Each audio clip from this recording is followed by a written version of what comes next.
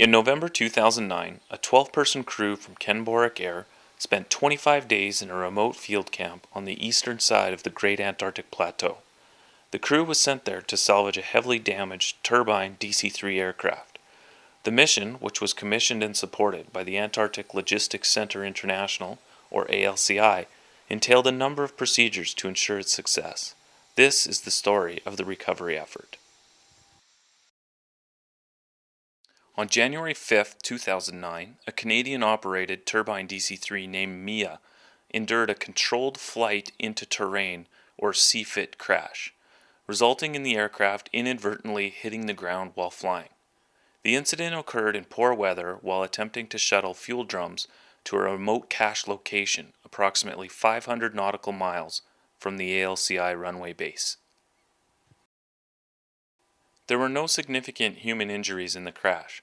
However, the aircraft sustained considerable damage to its engines, landing gear, and structure.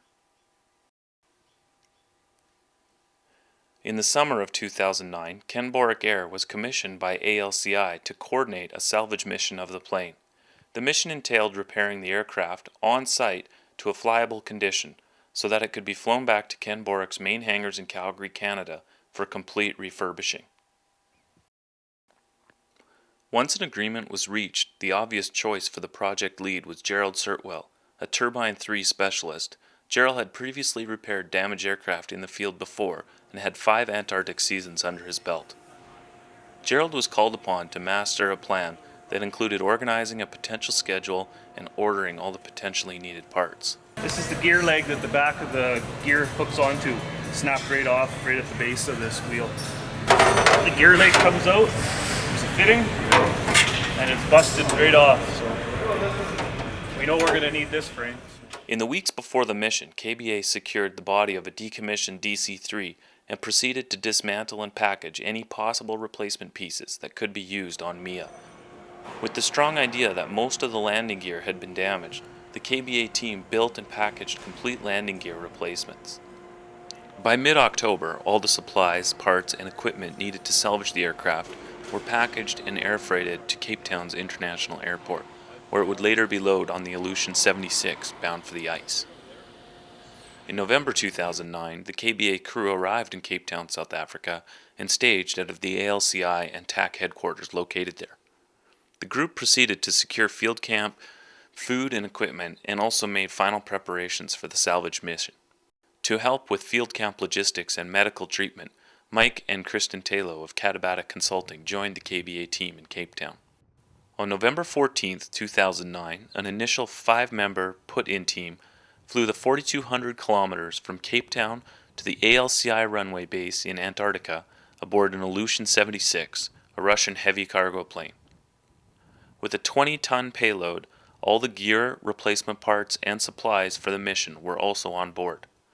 Upon arrival, these supplies were loaded from the Aleutian and staged near the runway, where they were eventually transported to the Mia crash site via Twin Otter and DC-3.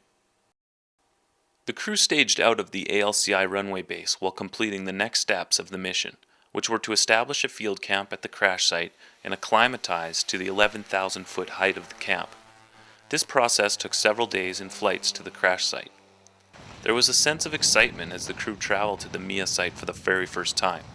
No one had laid eyes on the crashed plane during the Antarctic winter, and it was encouraging to see that it was in an accessible state. After months of planning and estimating, Gerald finally laid eyes on his project and was immediately optimistic. Can we do it? Oh yeah. On November 20th, the put-in team remained at the field camp after being flown there by Twin Otter and proceeded to complete the camp setup, and an acclimatization period was instituted with light duties. On November 24th, the rest of the KBA crew arrived at a busy Mia site. The TAC Toyota Helixes, which were running support for another mission, arrived in camp for refueling, shortly before a DC-3 arrived loaded with supplies for the salvage. Only minutes later, the Twin Otter arrived containing the crew. By November 26, all KBA personnel were established and acclimatized at the Mia field site. The group was settling into a work routine. Remarkably, this date was only 2 days off the original master plan that was laid out months earlier. The job at hand now was finally repairing the actual aircraft, and the crew began putting in long hours to make certain the December 16th deadline was met. The first jobs in the initial days were the removal of both the damaged engines and the excavation and removal of the damaged landing gear. Great efforts were made to remove the snow from around the plane, and it's estimated that over 40 dump trucks worth of snow was removed from around the aircraft. By November 28th, the damaged landing gear and engines had been removed, which allowed for the sheet metal workers to begin to rebuild the structural integrity of the plane. The group parted into smaller working partnerships that all focused on completing different tasks. While the sheet metal work was being done, new engines and propellers were being prepared for installation. $1 million if it was new.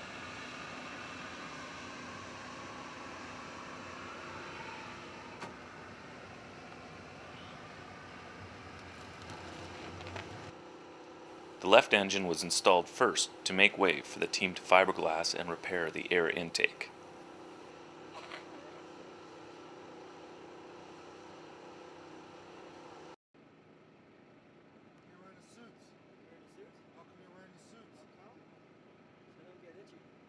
By December 7th, things were moving along at an outstanding pace, but then the weather shifted and the classic Antarctic blow drummed up. Soon, simple tasks like starting a generator increasingly drained time and energy. The plateau snow is extremely dry and fine and acts more like sand than snow. It clogged machines, and with ambient temperatures hovering around minus 40 degrees centigrade, even topping up with oil was complicated. However, by December 12th, with much hard work and determination, both new engines were installed along with the new landing gear. Things did not always go right first time, but they eventually were worked out. From December 12th to 14th, the crew worked almost around the clock to see the project completed on time and in the improving weather. Airbags were placed underneath the aircraft's wings to provide lift, so that snow could be packed underneath the new landing gear and the plane would be raised.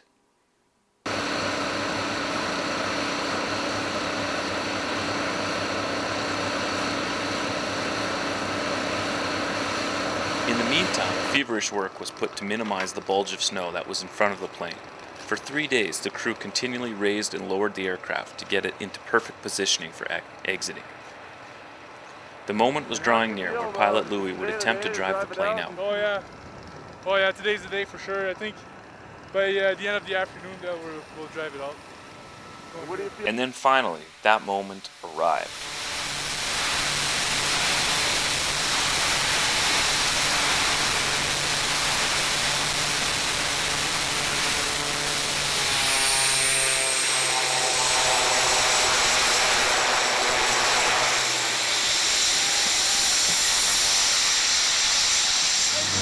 Nice work.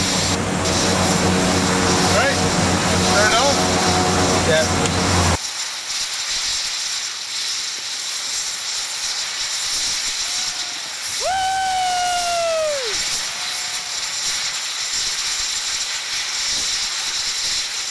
After driving the plane out of the hole, the team worked for another day to prepare the aircraft for flight, and on December 15th, Mia took off and arrived safely at Novo Air Base.